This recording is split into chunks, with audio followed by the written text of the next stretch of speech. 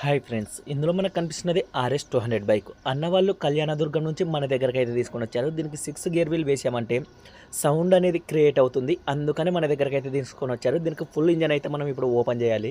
మనం 6 gear wheel ఎందుకు sound వస్తుంది, ఏంటి ప్రాబ్లం అని క్లారిటీగా చెక్ చేసుకోవాలి. అందుకని ఇంజన్ మొత్తం అయితే ఓపెన్ చేసుకోవడం అయితే జరుగుతుంది. ఇంజన్ కూడా ఆయిల్ లీకేజ్ అనేది ఎక్కువ అయితే కనిపిస్తుంది. మీరైతే చూడొచ్చు.